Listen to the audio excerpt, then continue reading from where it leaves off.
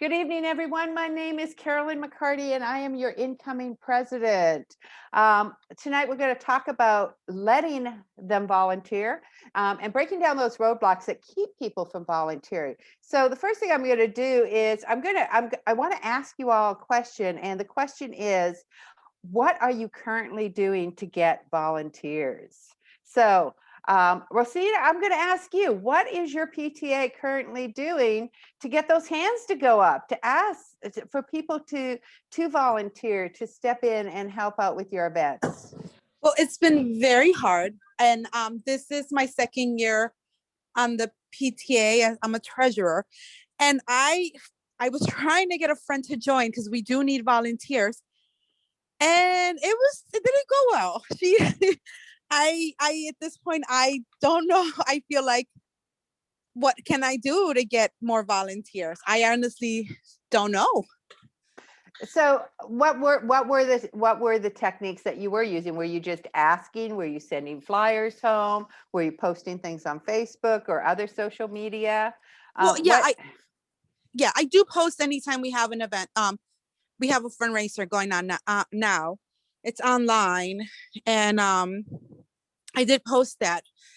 And so I'll say something like, hey, it'd be nice if, you help out.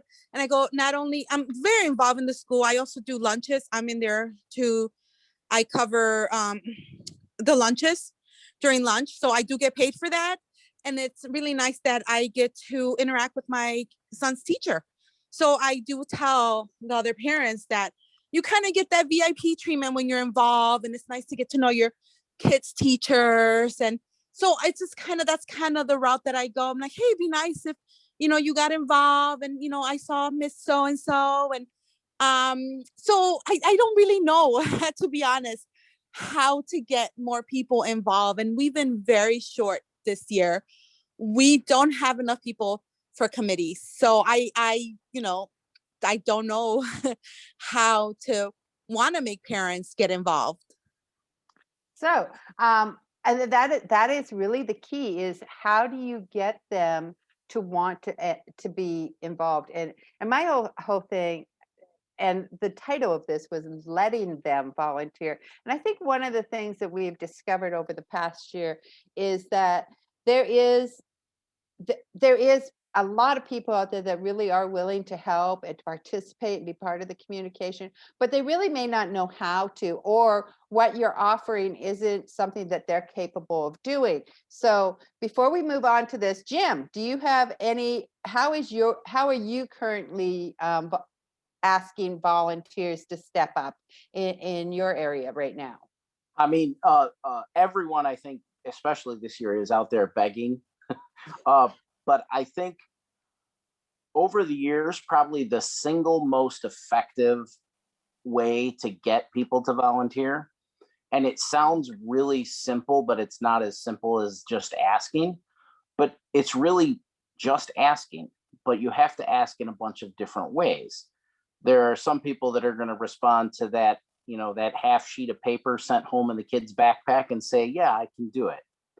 And there are some people that will see that, but they will never take that next step to step forward and say, come to the meeting, or say, I'll do it.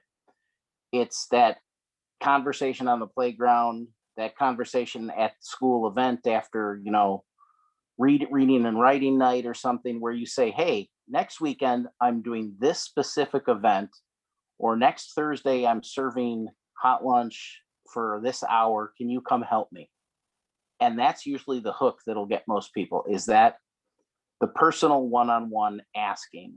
But that is hard to find the right fit and the right person. But then to finally actually get them to volunteer, that's what's been the best for me.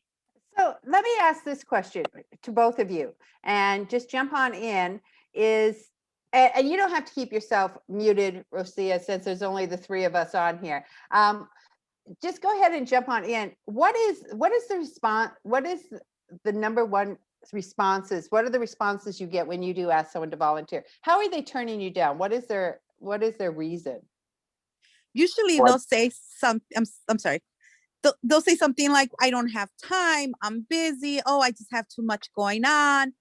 A lot of parents now work full-time jobs, have to go home, they cook, and then if their kids participate in sports, they're just way too busy. Now, I do stay home. The only thing I do is I cover lunches. So I guess I have that time, and I figured, okay, if I have the time, if I can help out, I do. And I also coach for Schaumburg Athletic Association.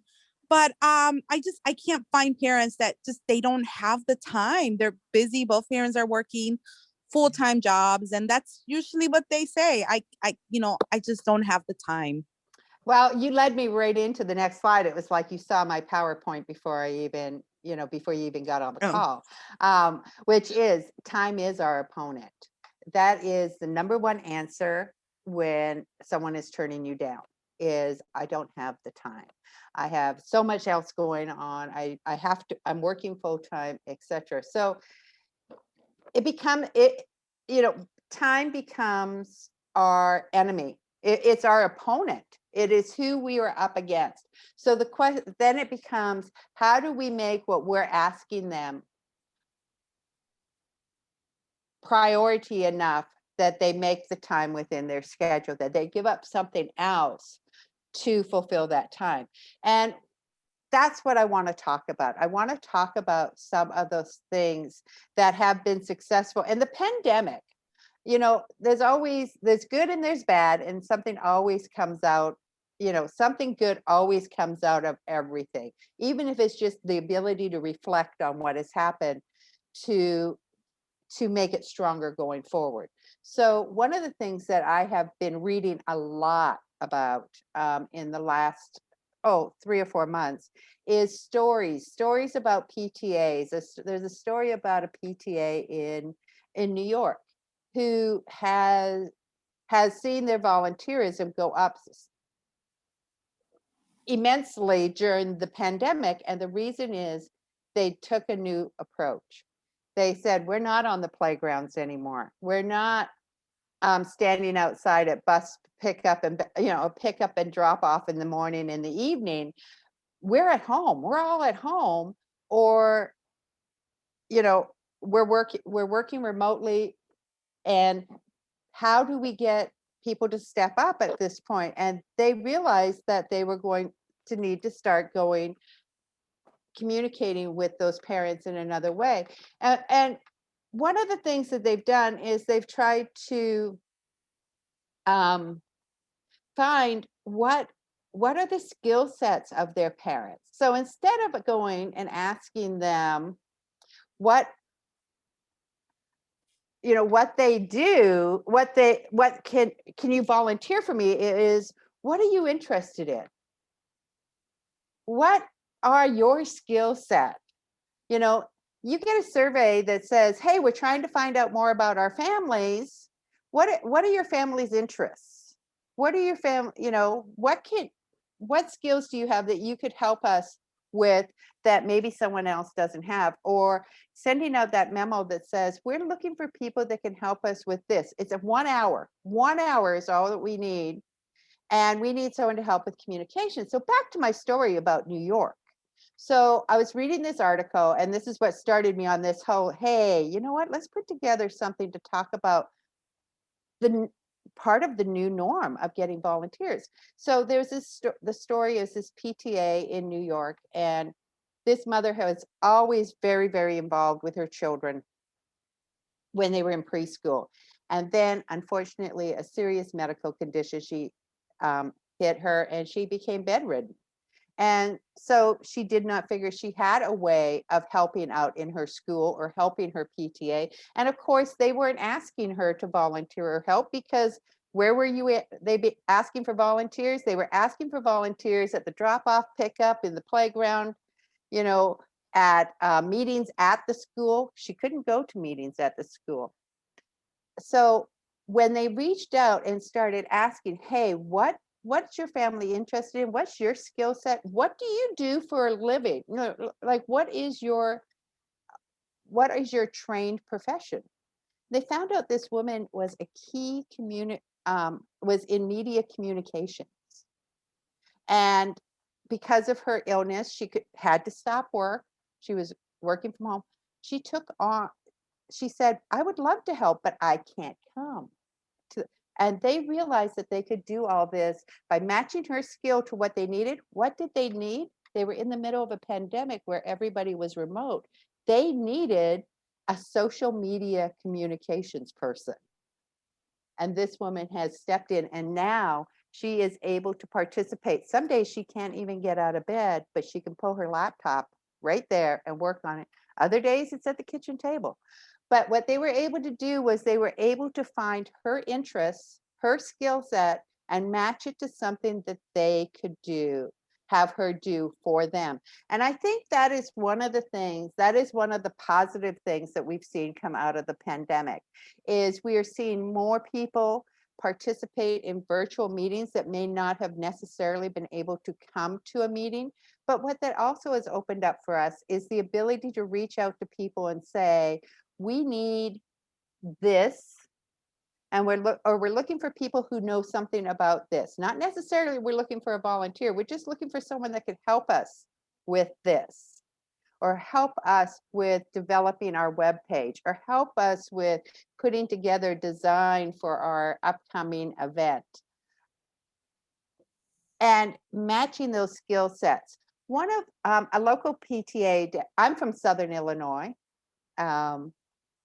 So one of our local PTAs, at the beginning of every school year, they send home a questionnaire.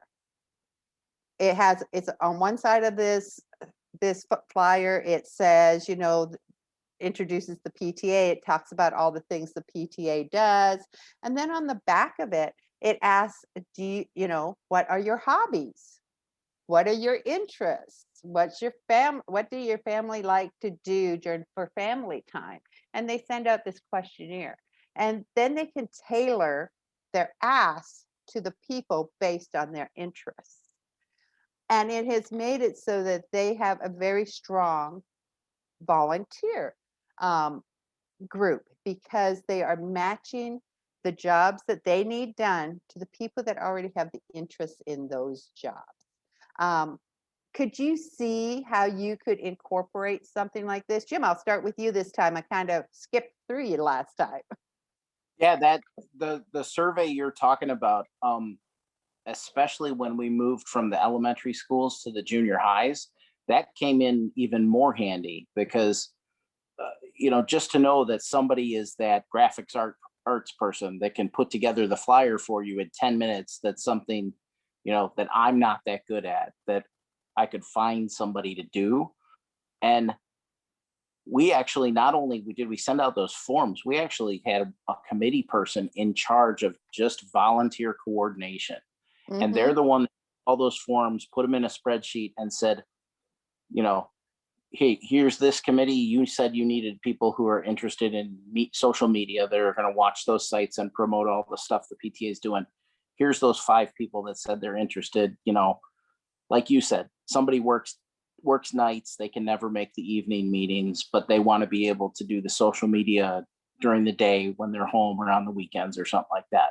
Right. And find it, once we find their name on that form, then simply contacting them. They gave us a phone number or an email. Reach out and ask them if they can help us with the other part of this. I think is a specific project. A lot of people think when they're going to do something for the PTA, they think it's this huge year-long thing that's going to take tons of time and all that. And sometimes all we're asking for is, help us with that brochure. 15 minutes, 20 minutes, an hour. Yes, that is exactly correct. When, as you were saying, by matching them up, by having that spreadsheet, and the one thing you said, you had a volunteer coordinator. A volunteer coordinator is such a key position. In number one, it gives them a person. If there's somebody out there that's just going, hey, I'd like to know ways that I can help at the school, it gives them a touch point person, a person who knows everything that there's openings and availability to. And what I was saying before is that let them volunteer. So often we're not letting people volunteer because, number one, we're not finding the things that they're interested in. So when I say let them volunteer, You got to find what they would be interested in stepping forward. Time is your opponent. And if I have a choice between going and doing something that I'm interested in with the Booster Club at the high school, or helping the PTA with something I'm really not that interested in, but they've asked me, I'm going to go and do the thing I'm interested in with the Booster Club at the high school versus the PTA. But if the PTA has asked me to sit down, hey, would you mind doing the volunteer coordinator's position? That you can do it on your computer. You may need to make a few phone calls. Hey, I can do that. That's right up my alley.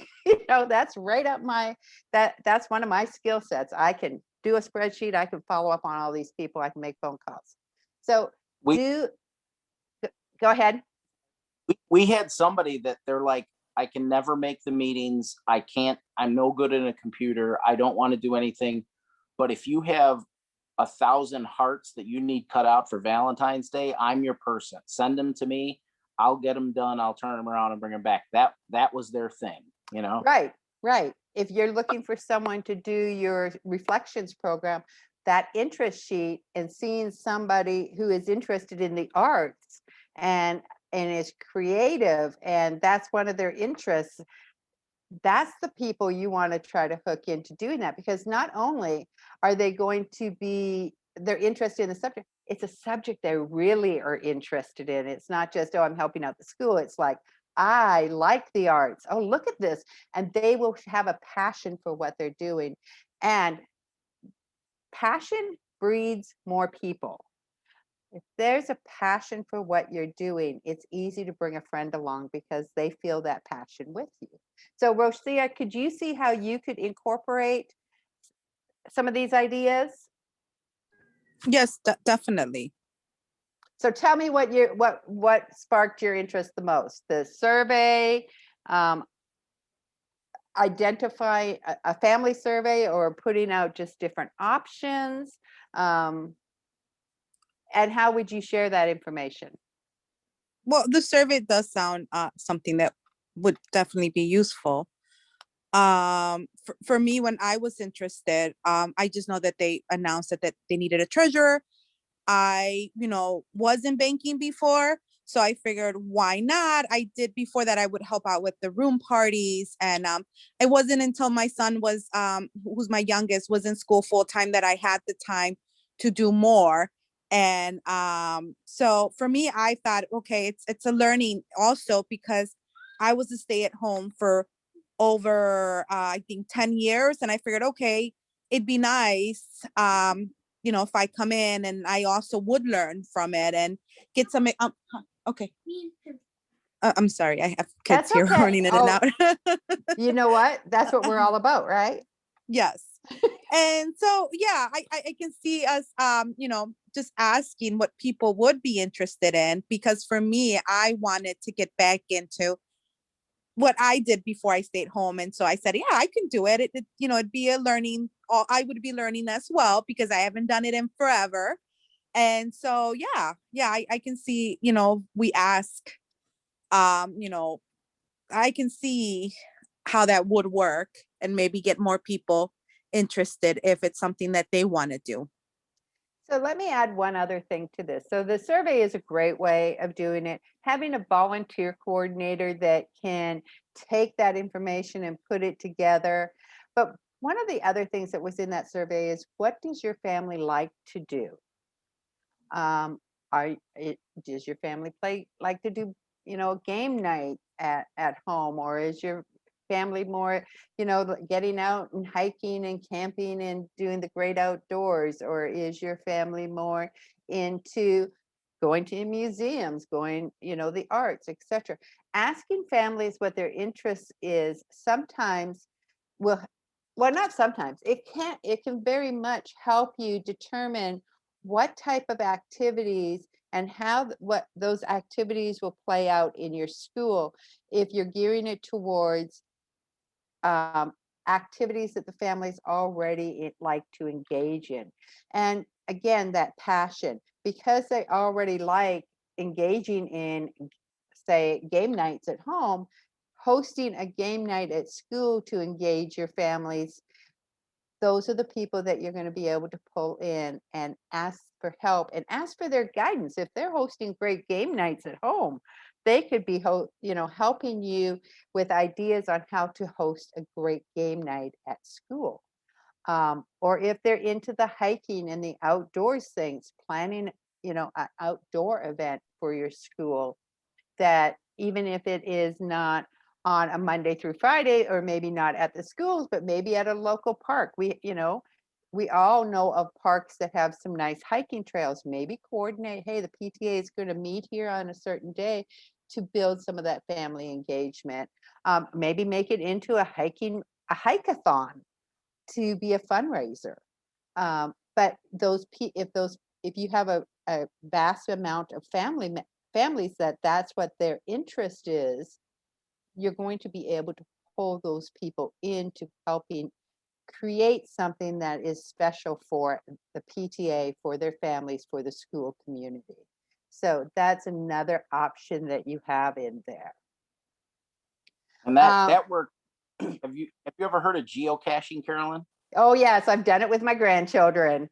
So we had a parent that was like one of their hobbies on the list or whatever, and this was at the elementary school years ago when it was kind of a new thing. And they had this night of like, hey, come join us, we'll show you what this is all about. And a lot of people didn't understand it, but that family who did that night for us, I'm pretty sure they're still involved in PTA at the school that they went to. They finally got that hook because we asked them to come do that night, and now they kind of know what we're all about, and they're comfortable with us, and they feel like they're part of the group now. So I think that is absolutely true, Jim, is by letting them share what they have a passion for is a hook. It's a hook. And speaking of that hook leads me back into another great idea that has been brought to me over the years. And it is really where this slide came up with, do what you love and love what you do, is doing a skill fair. And a school in this area, in my area here, which I get a lot of my ideas from because they're obviously the schools that I get to go into on a regular basis. So what they did is they invited parents to come in and share their skill.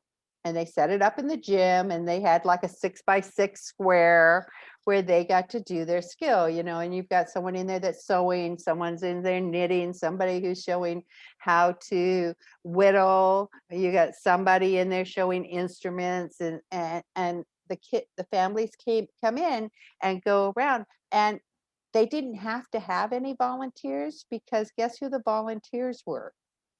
The volunteers were the individuals showing their skills. And so the whole gym's filled with people who have come in and showed their skills. There's a dad in there building a birdhouse. There's, a mom in there showing how to put together a Rice Krispie squares or something, no bake something or other. And all of this is engaging the families, and it's building the school community and the PTA community. And it's giving these individuals an opportunity to bond with each other and engage with each other. And therefore you're letting them volunteer by showing their skills.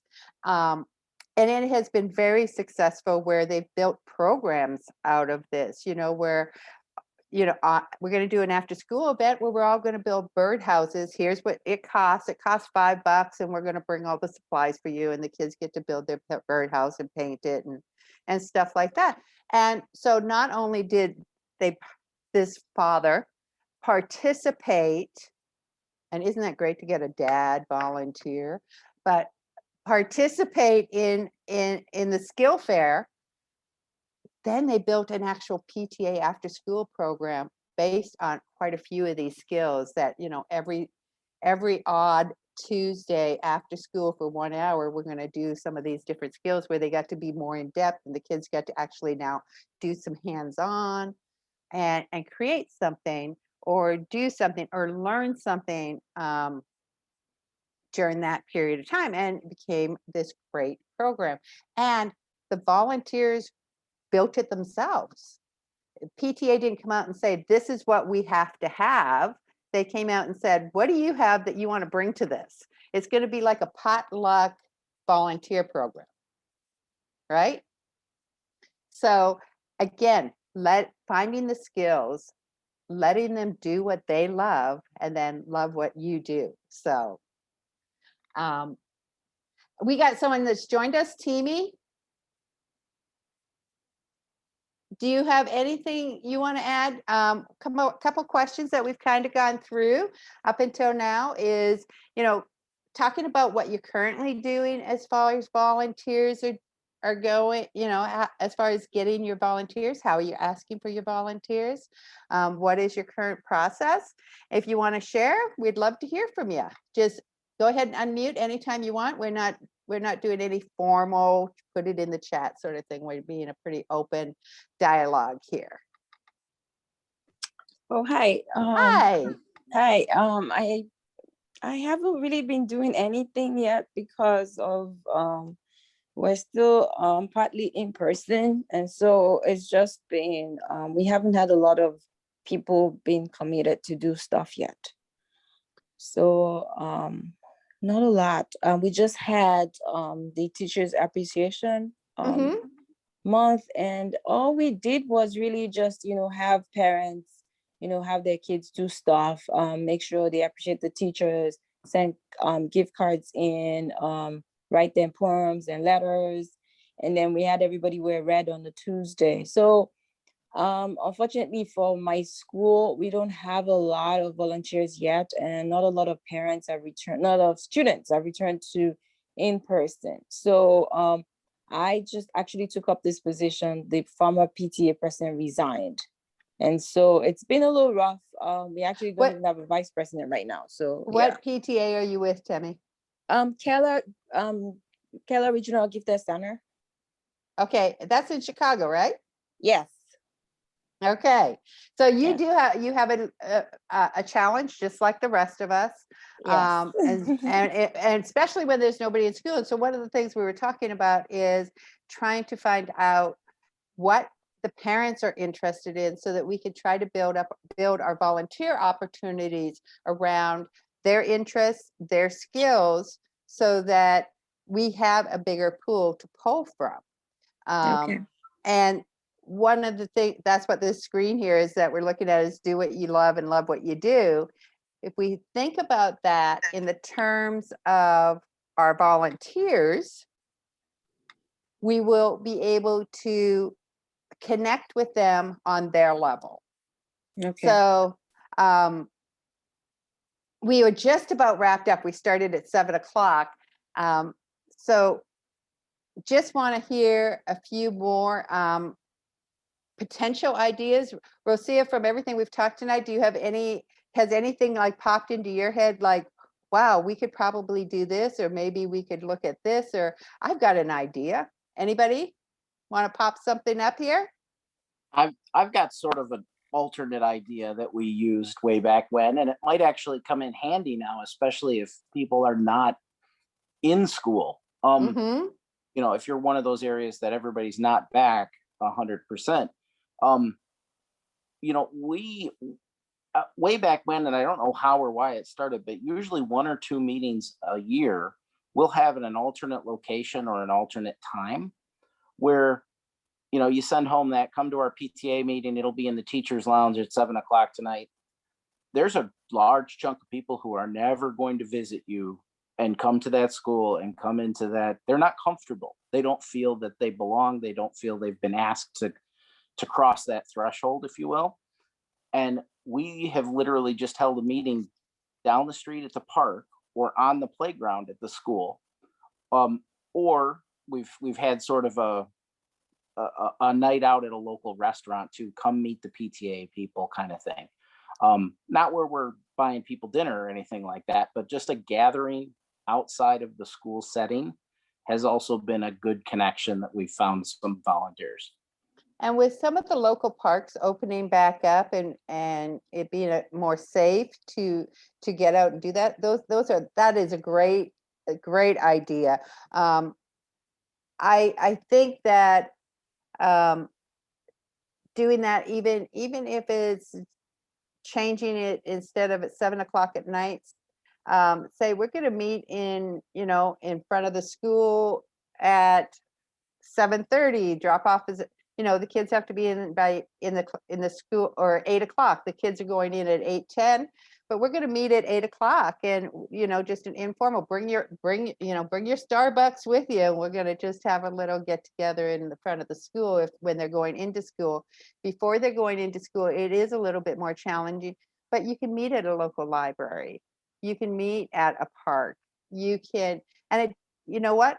And if some people are still not comfortable coming and meeting together, like we are tonight, we're all virtual, there's no reason you can't do a combined virtual and in-person meeting. Have one computer set up that a person, that with a camera, so that the camera and the mic can pick up what is being said and who is leading the meeting, so that other people can still participate virtually with it. It's a little bit more challenging, but if you reach out and let people know what you're trying to do, you might find out you've got somebody in your school community who is an expert at it, would love to show you how to do it. So again, do what you love and love what you do. Find their interest and use their interests to meet your volunteer needs. So before we run out of time here, I'm just doing time check. Okay, we got about 8 minutes. I want to talk about the last thing I want to talk about is we've talked a lot about finding our volunteers, finding different ways of finding out who it is in our volunteer pool, so we can make sure that we match our asks of them to what their skill level is and what their interest is. But when it's all said and done, we need to make sure that we thank them. And if they have expressed an interest, even if it's, hey, I can help grade papers in the evening if there's a teacher that would, want some paper, grade some math papers or something like that. If somebody has offered to ask, even if you don't have something to meet their skill set at this point, you still need to touch base with them. You need to thank them for offering their time. And we may not have something for you right now. We do have these other opportunities if you're interested, but we will keep you on our list for this other thing. Making sure that you express gratitude for anybody stepping up, for anybody filling out a form and saying, these are the things I'm interested in, sending them back a note, even saying, thank you for filling out our survey. We will reach out to you as we have opportunities available, or, thank them and invite them to the next meeting. Every time somebody has interacted with your PTA, be it they've volunteered their time or they just volunteered to fill out your survey and send it back to you, or came to a meeting, we always end our meeting saying, thank you everyone for coming. But quite often we're so busy at the end of an event that we forget to walk around and thank everybody who's been there doing the work for the evening. Or we thank everybody who's there doing the work for the evening, and we forget to thank the person who designed the flyer that went home or designed the survey that went out. So we need to make sure that we are always, always, always expressing our gratitude to those that participate in any way. There is no participation that is too small to be thanked. Even 5 minutes helping hang a sign in the hallway needs to be thanked. And I'm not saying it needs to be a big thanks. I know of several PTAs that will do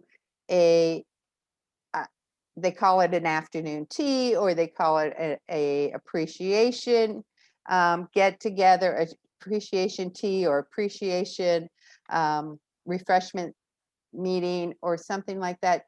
And no matter how small the contribution has been, everyone is invited to come and be appreciated, to be thanked. And when someone feels appreciated and they feel that their contribution meant something to somebody else, they are more likely to come back or say yes the next time you come around for them. So when I say at the beginning of this, I said, let them volunteer, it is really important for you to find ways that they feel that they can volunteer. And that is all part of our planning. So with that message, I'm going to ask if there's any other final words anybody else would like to say on volunteering. Jim's always got something to say, so I'll let him first, and then I'll ask Rosia if she's got anything, and Timmy.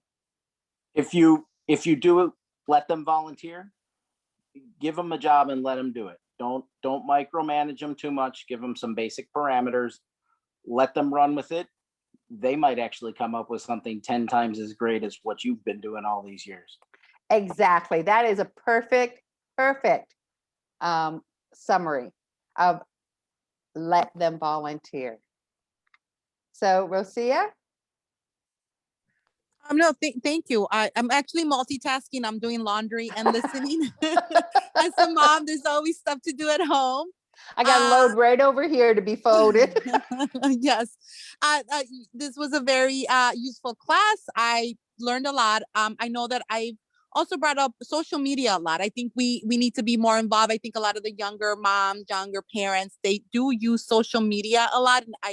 And that's something that I brought up. You know, I know anytime that a parent participates or signs up for something, I personally would like to take a picture and put it on our Facebook, on our PTA Facebook, and say, hey, thank you for coming out. We appreciate the help, and we always need volunteers.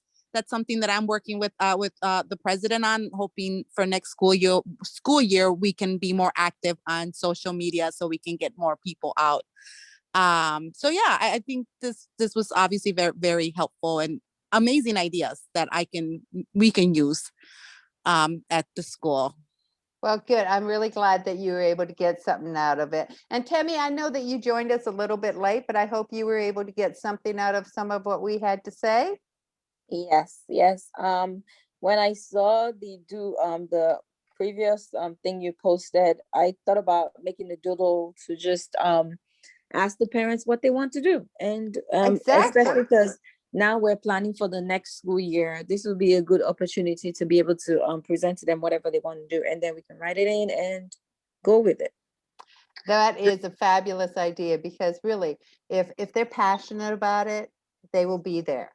Yes. And so finding out what they're interested in is really our top thing. So I would like to thank you all for joining me tonight. I hope you do get to walk away with something that you find useful, that helps you bring in volunteers, because we do know that the work of PTA takes a lot of hands, and those hands have a lot of skills. And as Jim said, let them volunteer, let them do do what they're interested in, and you will be very successful.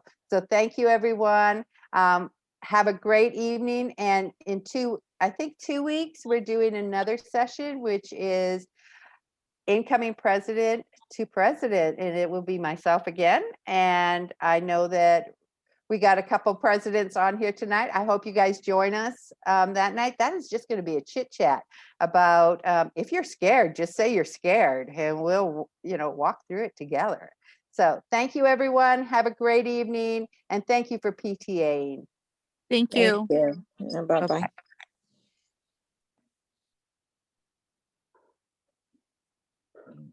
Well, I'm glad I hopped